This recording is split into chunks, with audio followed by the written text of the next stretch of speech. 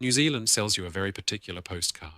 Rolling green paddocks with sheep scattered across them like punctuation marks.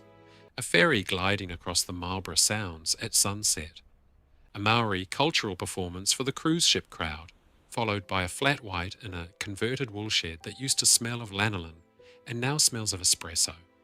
Snow-capped peaks reflected in a lake so still it looks painted on. That is the version that ends up in the tourism campaigns, the one that gets stamped onto fridge magnets in Queenstown and Rotorua, the one that gets repeated so often that most visitors, and quite a few locals, stop questioning whether it's the whole picture. But underneath that postcard surface is a country littered with the places it built and then simply walked away from. Mining towns that had banks, schools, hotels and dance halls, and now have nothing but chimneys standing alone in second-growth bush, with nobody left to remember which family lived behind which crumbling foundation. Settlements that were promised a future by men in Wellington, who never had to live through the winters they were selling to desperate immigrants. Villages buried under ash in a single night, with the dead still technically part of the ground you're standing on if you visit today. New Zealand likes to think of itself as a young country, barely a couple of centuries into its European story, with everything still fresh, still traceable, still explainable if you just ask the right archivist. What that self-image conveniently skips over is how many of the towns this young country built have already lived an entire life cycle, born out of ambition or desperation, thriving for a decade or two, and then dying, sometimes slowly, and sometimes in a single night, while the rest of the country simply carried on without looking back.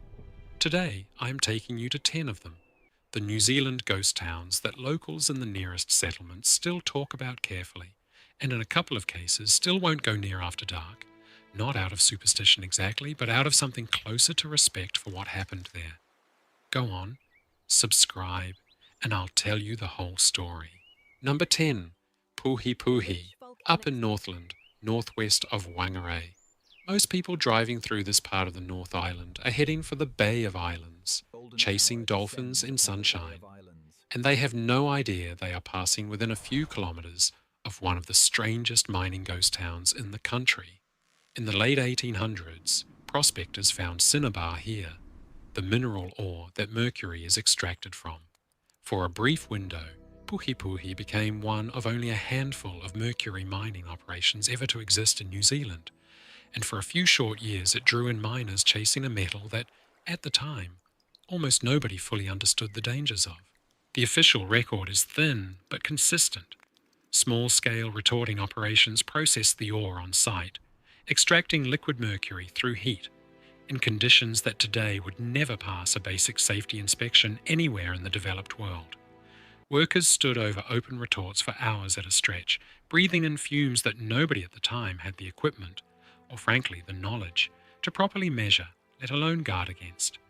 The settlement that grew around the works never became large, a few hundred people at its peak by most estimates, with the usual scatter of miners' cottages, a store, and tracks cut through what was then dense kauri forest, the kind of towering native bush that once covered vast stretches of Northland before logging and clearing took most of it.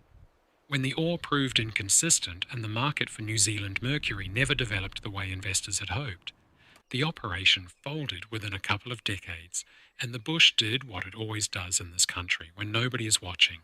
It came back, slowly at first, then completely. Here is the layer that doesn't make it into the tourism brochures for Northland. Mercury doesn't leave when the miners do. Soil and stream sediment surveys conducted in the area decades later found mercury contamination well above what would be considered safe by modern environmental standards, concentrated around the old retort sites where the ore was processed. Regional authorities have, at various points, flagged parts of the site as requiring caution, not because of ghosts or legend, but because of genuine, measurable toxicity sitting quietly in the ground, where children once played outside their families' cottages, and where farm animals still occasionally graze today without anyone giving it a second thought. Nobody living can tell you exactly how many of the men who worked the retorts suffered long-term effects from mercury exposure, because nobody was keeping that kind of record in the 1880s, and even if they had been, The medical understanding of mercury poisoning at the time was rudimentary at best. What we do know, from what modern toxicology tells us, is that mercury poisoning is a slow and creeping condition, one that can take years to manifest as tremors, cognitive decline, kidney damage, or worse. It is entirely plausible, though not something the historical record can confirm with certainty, that some of the men who worked the Puhipuhi retorts spent their remaining years slowly deteriorating from an illness nobody around them recognized for what it was. What strikes me most about Puhipuhi is that its abandonment left behind no dramatic ruins, no photogenic chimney stacks silhouetted against the sky, the way some of the towns later on this list have. It left behind something you can't see with your eyes at all, a patch of ordinary-looking Northland bush that still, more than a century later, carries a chemical signature of what happened there, a quiet contamination that outlasted every building, every family, and every record of exactly who worked there and for how long. Sometimes a ghost town isn't about the buildings that are missing. Sometimes it's about what refuses to leave the soil, long after everyone who remembers has gone. Number 9. Tangarakau. Deep in the King Country, tucked into a river valley so isolated that even now the road-in feels like a decision you have to commit to well before you reach the gorge. This one didn't start as a mining town.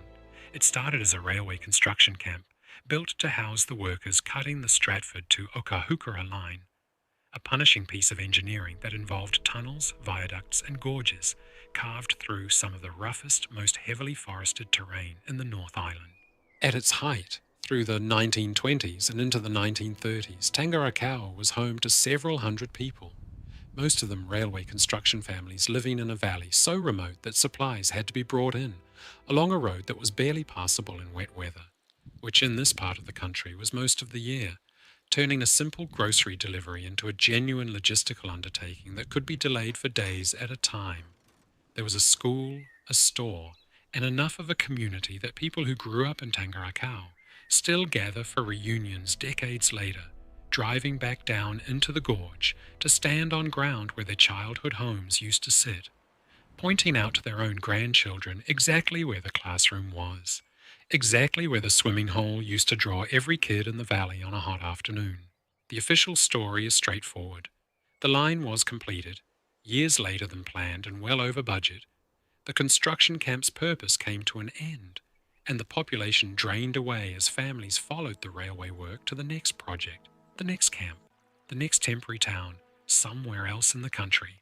What the official story leaves out is what happened to the railway line itself, the very reason Tangarakau existed at all. The Stratford to Ohura line never became the success it was built to be. Freight volumes never justified the enormous cost of blasting tunnels and building viaducts through that landscape, and the line limped along for decades, underused and expensive to maintain, before finally closing to regular traffic in the early 2000s, leaving behind a question that locals in the King Country still ask each other over a beer. Was Tangarakau ever going to be anything more than a temporary camp for a railway line the country never actually needed in the first place? Today, almost nothing remains standing above ground. A Department of Conservation campsite occupies part of the old town site, and if you know where to look, walking slowly through the long grass, you can still find building foundations swallowed by vegetation and the outline of a swimming hole in the river that generations of Tangarakau kids grew up in, splashing and shouting on summer afternoons that none of them knew would one day exist only in memory. The valley is quiet in a way that feels deliberate, almost intentional, as though the bush closed back over the road the moment the last family drove out and never looked back. There is something particular, something almost cruel, about a town that existed purely to build something else, something that was never going to justify its own existence in the long run. Tangarakau's people gave years of their lives, raised their children, buried some of their dead, in service of a railway line that history would eventually judge as an expensive mistake. The valley kept their memory intact in a way the railway line itself never managed to keep its promise. Number 8. Jackson Bay, on the wild wave-battered coast of South Westland, where the road south from Haast simply stops because there's nowhere left in the country to build one. This is one of the loneliest inhabited places in New Zealand today, and what makes it a ghost town candidate isn't the tiny fishing community that still exists there now, but the failed colony that came before it, buried under more than a century of coastal weather and quiet embarrassment. In 1875, the government of the day launched what was called the Special Settlement Scheme, an ambitious plan to bring immigrant families, many of them Italian, Polish, German and Scandinavian, to establish farms on this stretch of coast. On paper it looked entirely reasonable, even generous. Free passage from Europe, free land on arrival, the promise of a fresh start on the far edge of the world, for people who had often left behind poverty or political instability. In reality, the settlers arrived to find dense rainforest that resisted clearing with the tools they had, relentless rain that never seemed to let up, sandflies in numbers that still make headlines and ruin holidays today, and soil that fought back against every attempt at conventional European-style farming. Many of these families had never seen anything like South Westland before arriving.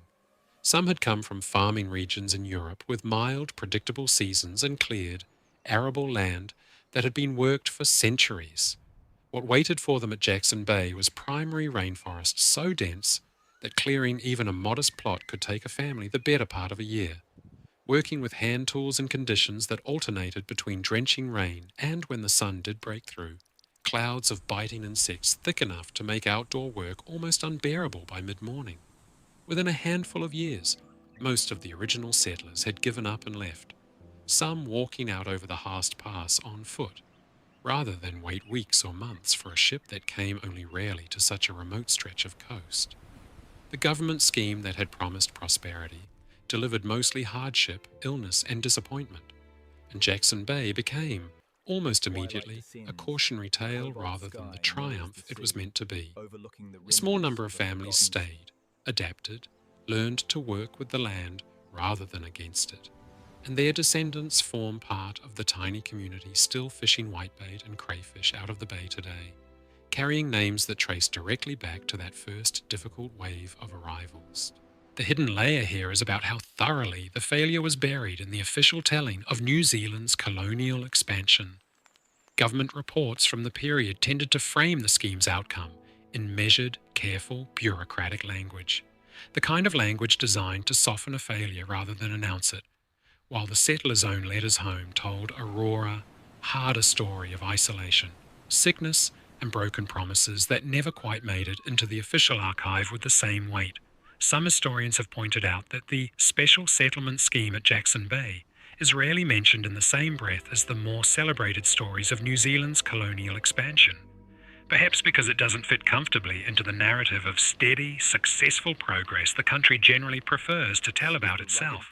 What remains today, scattered around the modern settlement, are traces of that first failed colony, old fence lines running off into the bush toward nothing, cemetery plots with names that don't match any family still living locally, foundations of buildings nobody in the current, tiny community can quite place anymore, not because the knowledge was lost carelessly, but because there was simply nobody left in the direct line to pass it down. The wind off the Tasman Sea doesn't care whose dream it is blowing sand and salt over. It just keeps doing what it has always done to this coast, which is win, patiently, over however many generations it takes. Number 7.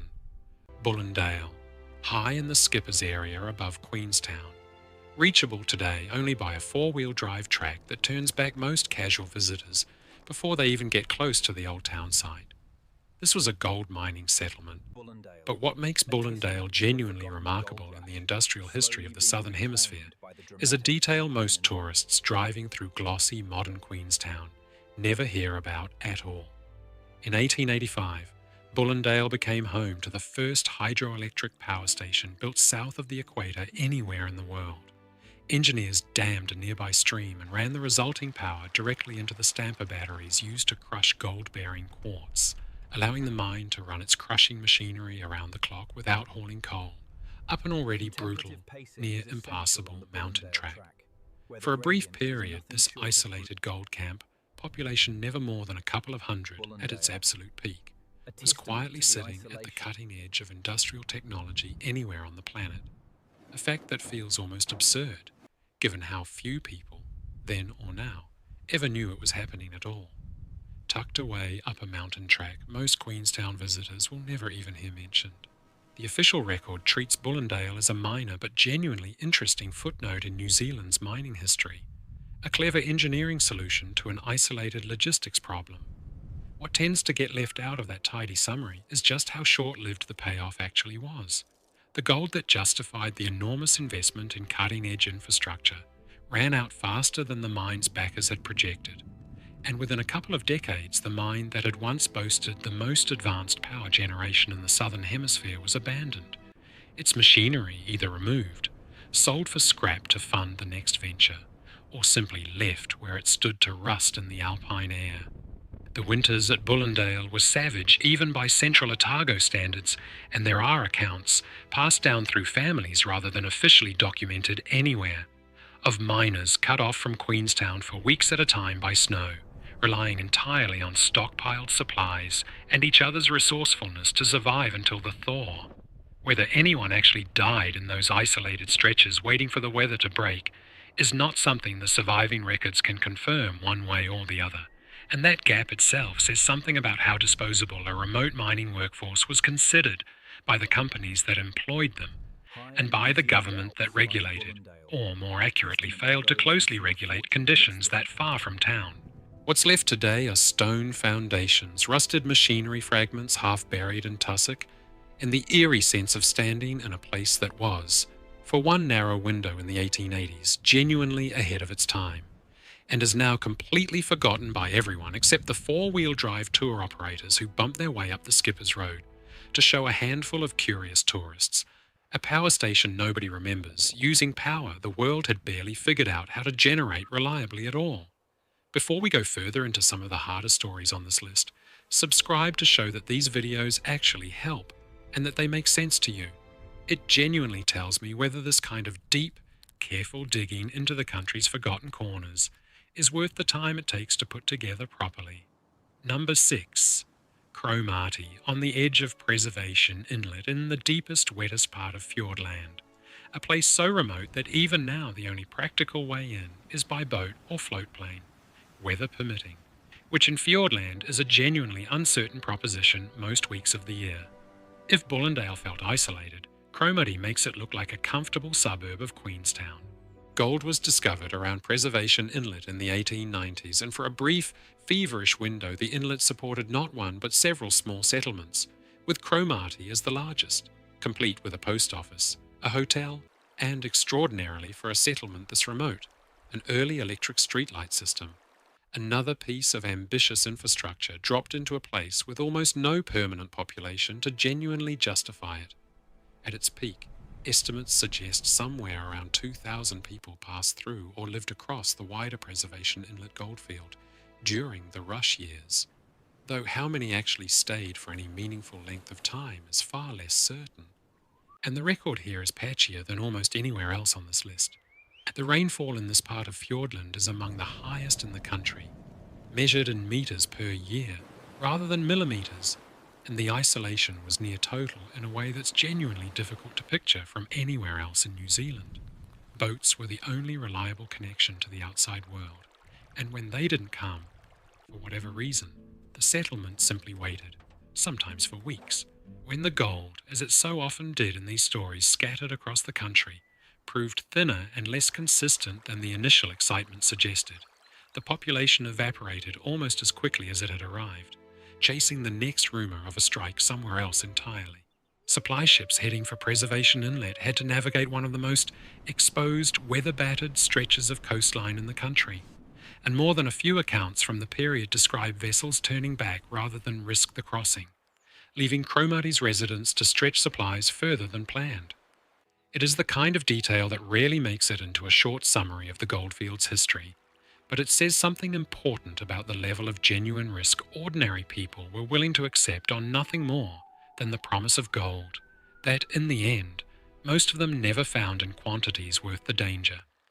The official narrative treats Preservation Inlet as one of many short-lived South Island gold rushes, a footnote in the broader story of the Otago and Southland goldfields that gets a paragraph in most regional histories and not much more.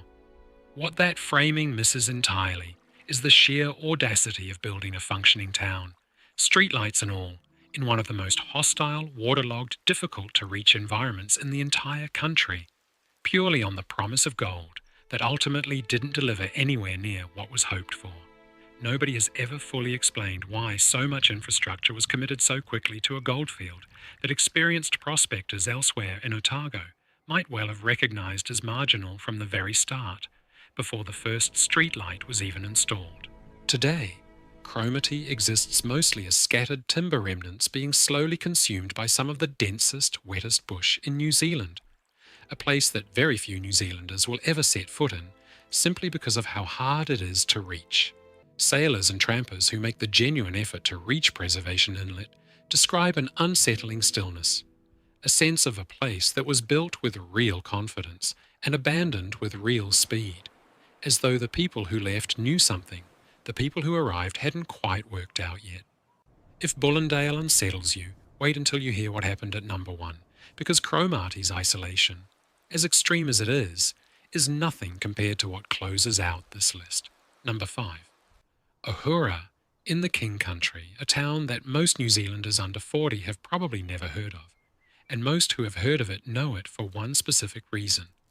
It has spent the last 2 decades being cited, over and over again in national media, as one of the emptiest towns in the entire North Island. Ohura began as a coal mining town in the early 1900s, growing steadily around the coalfield that once supported a genuine working community, complete with shops, a hall, a school, and for a period one of the country's prison facilities, which for decades was one of the largest employers in the district. At its peak in the mid-20th century, Ohura had a population in the several hundreds and a functioning main street lined with businesses serving the surrounding farming and mining district, the kind of ordinary, unremarkable prosperity that dozens of small New Zealand towns took for granted at the time, never imagining it as something that could simply be lost within a couple of generations. The decline was not sudden, which is in some ways what makes it more unsettling than a town that vanished overnight in a single geological event. It was slow, decade by decade, as coal mining wound down through the second half of the 20th century in favour of cheaper alternatives, and as farming in the district consolidated into fewer, larger operations that needed fewer local workers and fewer local services to support them. The final significant blow for many remaining residents was the closure of Ohura Prison in 2005, which had been one of the last substantial sources of employment left in the area by that point. The official story frames Ohura as a casualty of broader economic shifts, the same story that gets told, almost word for word, about small towns throughout the King Country and the wider central North Island. But that framing tends to smooth over just how visible the decline is on the ground, right now, if you actually drive through. Media crews who have visited Ohura in recent years have described entire blocks of the main street standing boarded up, shop fronts with fading, sun-bleached signage advertising businesses that closed before some current residents were even born, and a population so reduced that the town has repeatedly been described, sometimes uncomfortably and sometimes almost cruelly, as one of the emptiest places in the country, still technically inhabited by anyone at all. What doesn't get asked often enough is what it actually feels like to be one of the handful of people who still choose to live there, in a town everyone else treats as a punchline or a curiosity for a 5-minute news segment. The people who remain in Ohura are not props in someone else's ghost town story, a backdrop for a viral photo of a boarded-up shop. They are neighbours in a place that the rest of the country has largely stopped paying attention to, going about ordinary lives in genuinely extraordinary decline. Ohura is a reminder that a ghost town doesn't need to be completely empty to earn the name.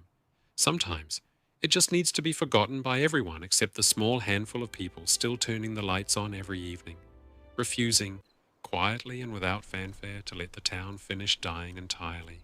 I'm genuinely curious whether anyone watching this has driven through Ohura themselves, or a town like it closer to where you grew up, one of those places the rest of the country has quietly stopped counting.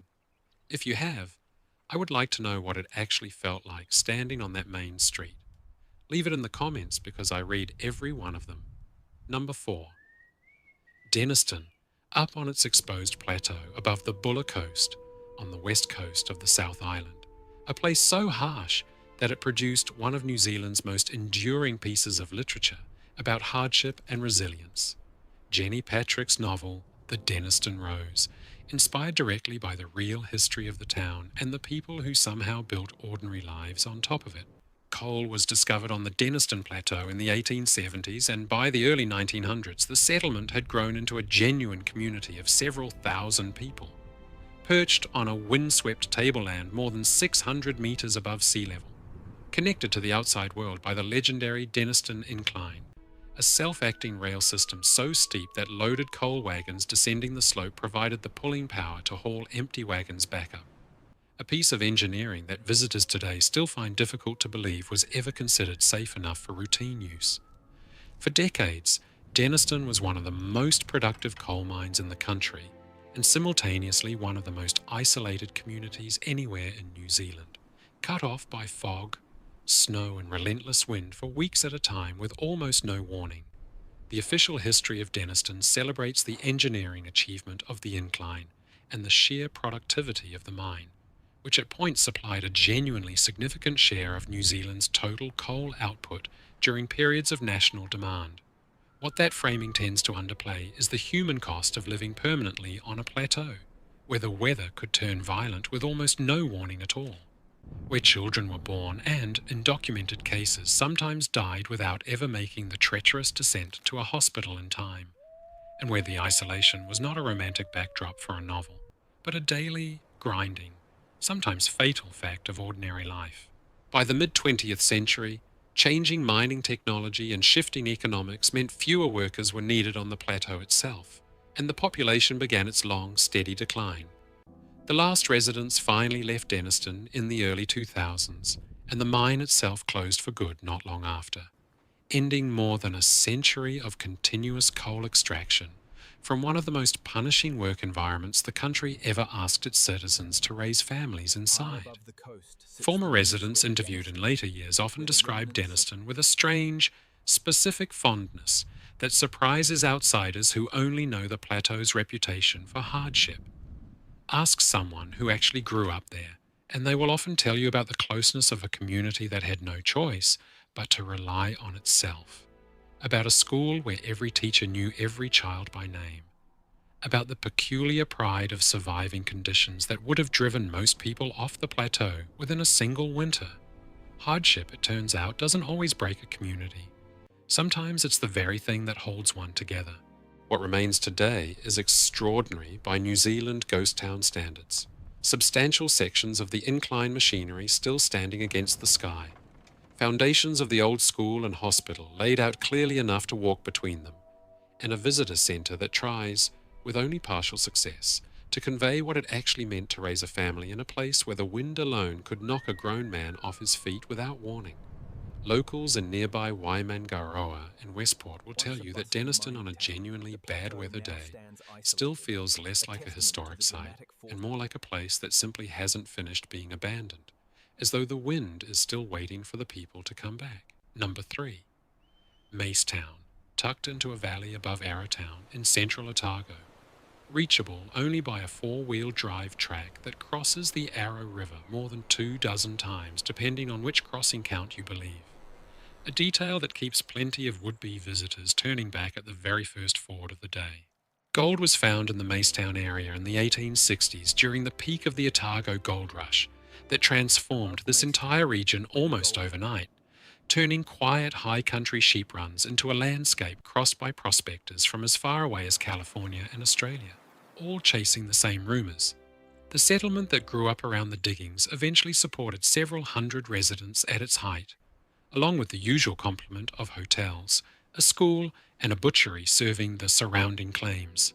Unlike some of the more chaotic rush-era camps scattered across central Otago, Macetown had a reasonably organised, semi-permanent feel to it for a time, reflecting the relatively consistent gold yields the area produced through the 1870s and into the 1880s, long after some neighbouring fields had already been picked clean.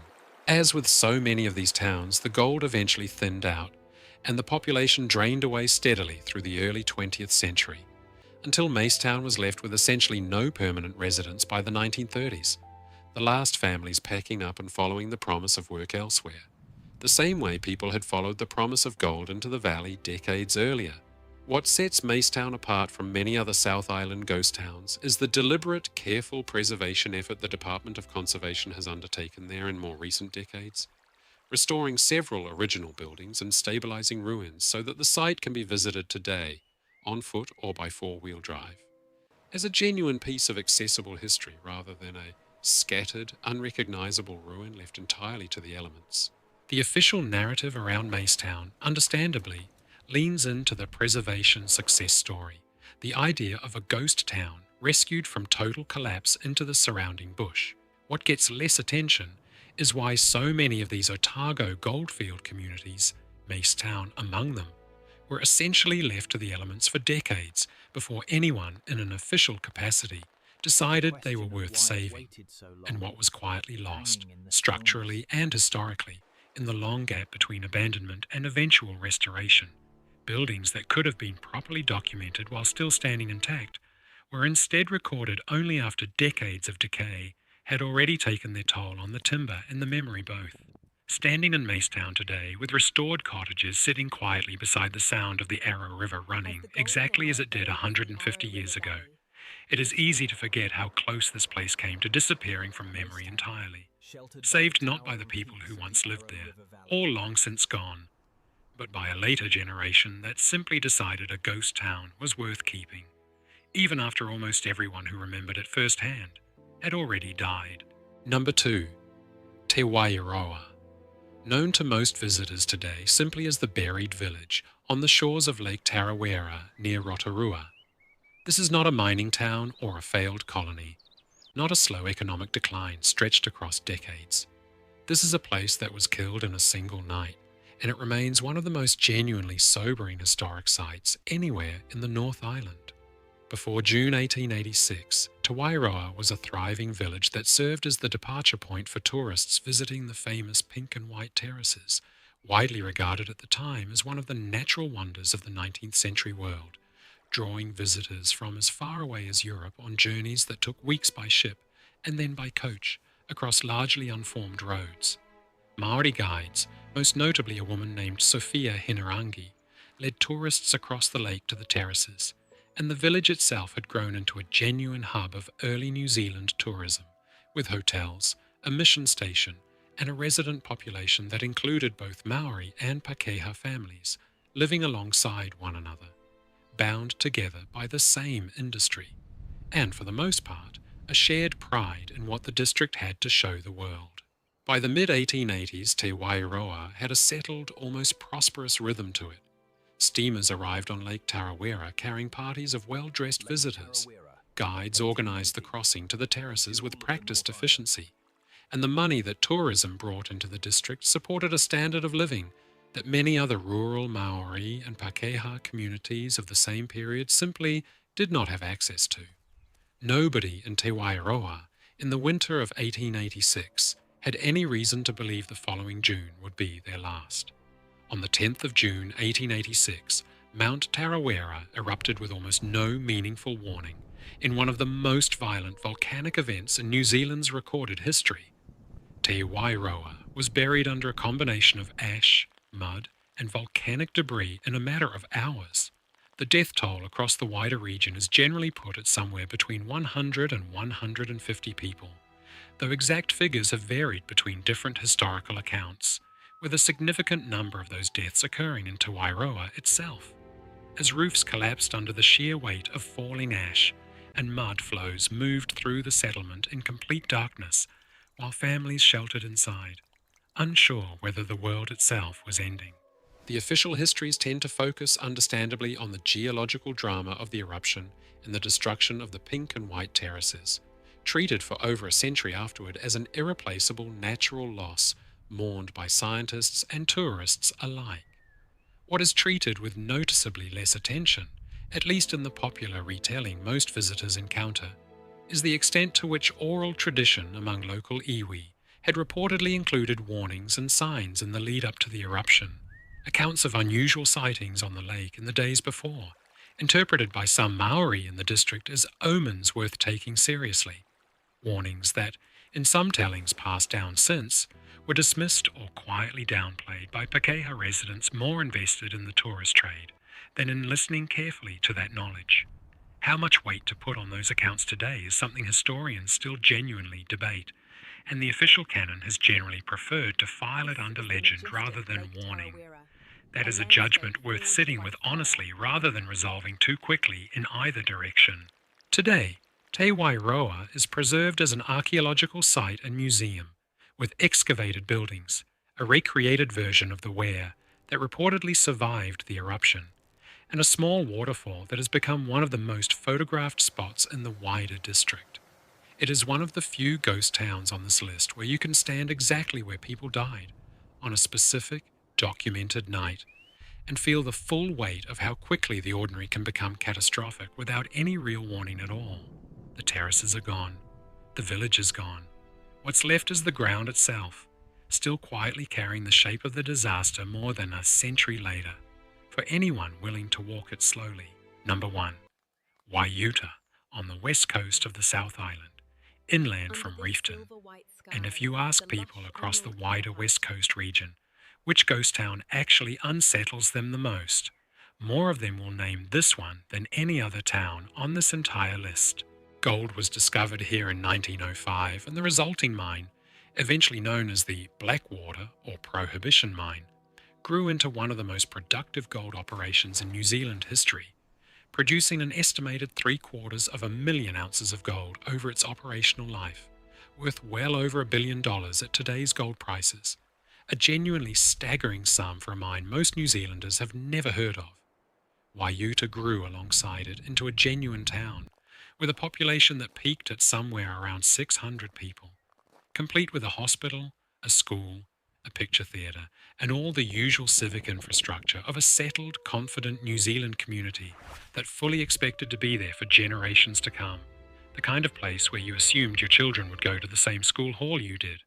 By the 1940s, Waiuta had the feel of a genuinely permanent town, rather than a temporary mining camp. Families had lived there across 2 generations. There were sports clubs, a brass band, regular dances at the hall that drew people in from surrounding districts, and a rhythm of ordinary community life that had settled in deep enough that residents spoke of it, decades later, with the specific warmth people usually reserve for the towns they grew up in, not the towns they simply passed through for work. The official story of Waiuta's end is almost cinematic in how abrupt it is, the kind of ending that sounds invented even though it genuinely happened exactly this way. In 1951, a section of the main shaft collapsed, flooding the workings and effectively ending gold extraction at the site overnight, without warning, without any gradual decline for the community to prepare for. There was no slow fade here, no gradual thinning of the ore body over decades, the way most of the other towns on this list experienced their endings. One day the mine was operating at full capacity. The next, it was finished completely, and within a remarkably short window, most of the 600 residents had packed up and left, many of the houses themselves physically removed and relocated to other towns on the coast, trucked away piece by piece along winding roads, leaving concrete foundations and chimney stacks standing alone in paddocks and encroaching bush, structures with absolutely nothing left standing around them for company.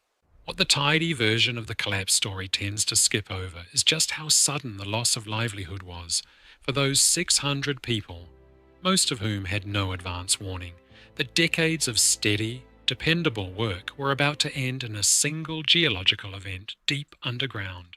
Interviews and oral histories collected from former Waiuta residents in later decades describe a genuine sense of shock. Families uprooted with almost no transition period at all. Children pulled out of a school that simply stopped operating within weeks. A hospital emptied out just as quickly. Whether more could have been done, by the mine's owners or by the government of the day, to support that community through such a sudden and total transition, is a question nobody in any official capacity has ever really had to answer publicly, because the mine's owners moved on to other ventures, and so, eventually, quietly, did everyone else. Today, Waiuta is managed as a historic reserve, with interpretive signage placed carefully among the chimney stacks and building foundations that remain scattered through regenerating bush, a landscape slowly reclaiming what 600 people once called home. Locals from Reefton and the surrounding district will tell you, half joking and half not, that Waiuta on an overcast west coast afternoon, with the mist sitting low over the valley and the old chimneys standing in complete silence where 600 people used to live their entire lives, is not somewhere you particularly want to be standing alone as the light starts to fade toward evening. Whether that reputation comes from genuine unease passed down through generations or simply from knowing exactly how fast an entire town can disappear without a trace, is something every visitor who makes the trip ends up deciding for themselves, usually on the drive back out. 10 towns, 2 islands, gold, coal, mercury, a failed colony, a construction camp, and a volcano that didn't wait for anyone to be ready before it changed everything in a single night. What connects all of them isn't tragedy for its own sake, and it was never meant to be a list assembled purely to unsettle you. It's how quickly New Zealand, a country that likes to think of itself as young, stable, and steadily built one careful generation at a time, has proven itself repeatedly capable of simply losing places, entire communities, entire ways of life, and how easily the rest of the country moves on once the last family drives out the gate, for good. None of the people who lived in these 10 places, from the mercury retorts of Puhipuhi to the drowned mine shaft at Waiuta, thought of themselves as living in a future ghost town. They thought of themselves as living in an ordinary town, with an ordinary school run, an ordinary Friday night at the hall, an ordinary argument with a neighbour about a fence line. That's the part I keep coming back to. Every empty foundation on this list used to be somebody's whole world, right up until, quite suddenly or quite slowly, it wasn't anymore. And the person standing in that ordinary Friday night kitchen had absolutely no way of knowing which kind of ending was coming for them. The bush doesn't mourn anyone. It just grows back over the foundations patiently and waits for someone curious enough to come looking for what used to be there. I am a grandpa, and grandpas worry. Look after yourself out there, and I will see you in the next one. Titulos sugeridos al Malus 1. 10 forbidden ghost towns in New Zealand. Locals won't visit. To 10 creepiest abandoned NZ towns. Locals warn you not to visit. Nobody wants to live in these 10 empty New Zealand ghost towns.